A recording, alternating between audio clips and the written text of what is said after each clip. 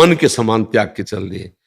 पूज्य श्री रूप जी, पूज्य श्री सनातन जी, ये एक तरह से राजमंत्री नहीं, राजा ही थे। इन्हीं के अनुशासन में, इन्हीं के आदेश उपदेश से सब काम चलते थे।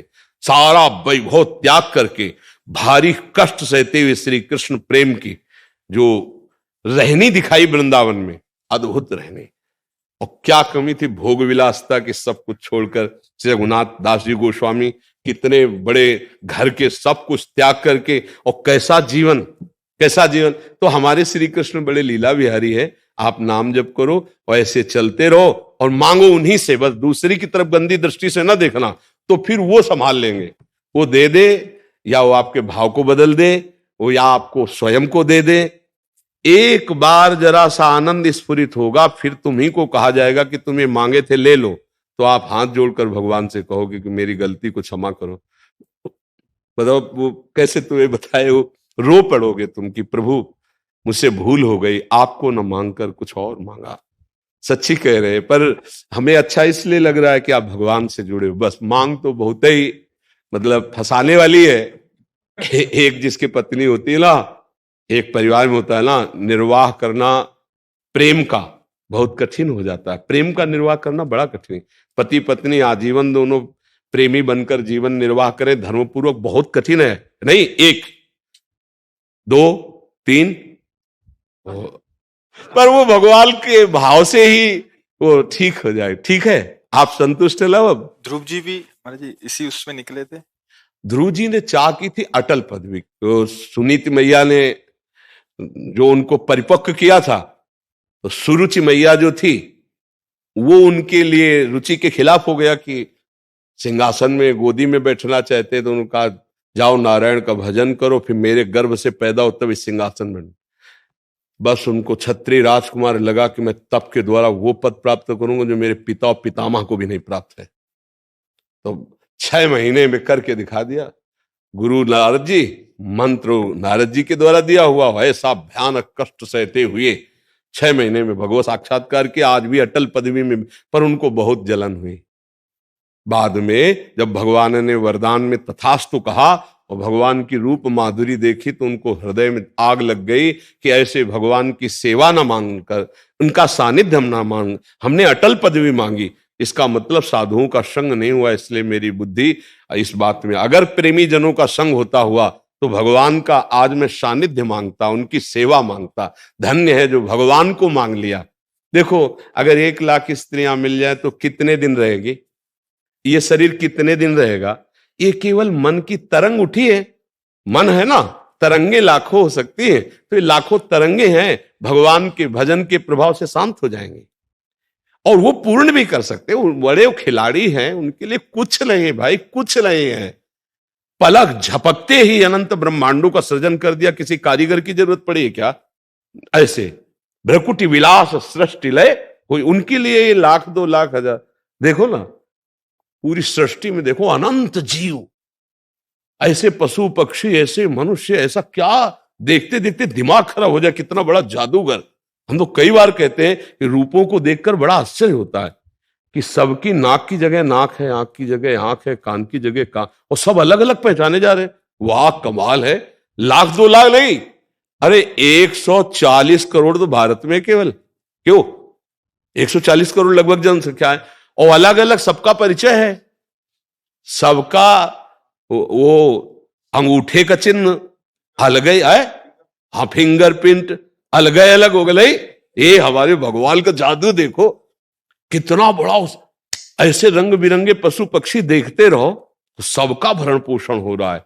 तो हमारी कामना की पूर्ति कोई बड़ी बात नहीं, वो लखे लोग चूड़ामणि से बस और नाम बढ़ाते जाओ। और अब ये किसी से कहना नहीं, अर्थार्थी जिज्ञासु और ज्ञानी भगवान ने चारों को अपना भक्त माना है। तो हम भगवान, जैसे करदम जी ने जब ब्याह की सोची तो उन्होंने भगवान से पत्नी मांगी, भगवान से कि मुझे मेरे अनुरूप पत्नी चाहिए, और 10,000 वर्ष तक तपस्या की। महाराज मनु की पुत्री देहूति जी से, जिनसे भगवान कपिल देव जी का प्रादुर्भाव हुआ, वो इतनी महामहिम, इतनी सुन, तो अगर आपकी आकांक्षा है तो मेरे श्री कृष्ण उसकी भी पूर्ति करेंगे, बस डट के भजन करना पड़ेगा। अब लाख के लिए तो ज्यादा ही करना पड़ेगा ना। अब एक की बात होती तो चलो 1.25 घंटे में चल जाता, अब लाख तक के लिए तो 24 घंटे आना पड़ेगा। और हम पक्का कहते 24 घंटे भजन चलने लग जाए तो फिर अगर रो के आप ना कहोगे यही बात की महाराज मुझसे गलती हो गई, मुझे बिल्कुल नहीं चाहिए, अगर ये ना निकल पड़े तो मैं बता देना, बस भजन होने दो। क्योंकि एक स्वाप्निक कामना है, ये स्वाप्निक कामना है। देखो आप लाख हजार की बात कह रहे होगे, स्वर्ग में करोड़ों ऐसी अप्सराएं हैं कि अगर एक उतर आवे ना यहां मृत्यु लोक में तो मूर्छित हो जाते हैं बड़े बड़े ऋषि मुनि देख के। तुम लोग तो मतलब टिक ही नहीं सकते एक मिनट। जो जितेंद्री हैं उनकी हालत खराब हो जाती, इतनी सुंदर है। इतनी सुंदर अप्सराओं का स्वामी देवराजेंद्र है। वो देवराजेंद्र एक महात्मा की पत्नी, गौतम ऋषि की पत्नी अहिल, वहां गंदी दृष्टि करने गया नहीं। तो इससे क्या पता चलता है कि करोड़ों अप्सराएं होने पर भी वो भोग वासना का जो अंदर राक्षस बैठा होता है वो कभी तृप्त नहीं होता है। वो अप्सराओं का स्वामी होकर के भी छुप के वेश बदल के अहिल्या जी के साथ, तो इस पे इससे जरा विचार करके जरा देखो कि वासना रूपी राक्षसी क्या कभी तृप्त हो सकती है क्या? कभी नहीं।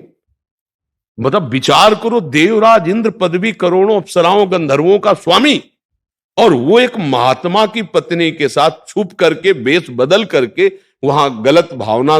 मुझे लगता है कि भगवान का आश्रय और भजन यदि चलता रहे तो ये वासना रूपी राक्षसी नष्ट हो जाएगी उपासना से, नहीं तो ये बहुत कभी अगाने वाली नहीं, कभी नहीं अगाने वाली।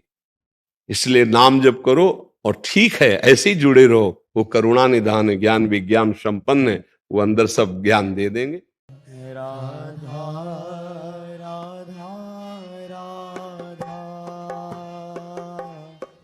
राधा राधा राधा राधा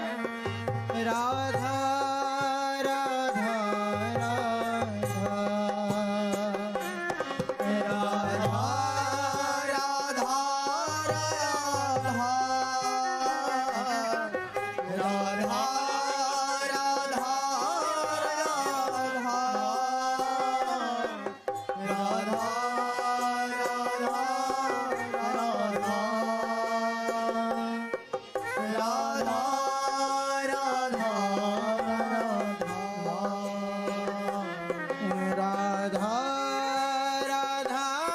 राधा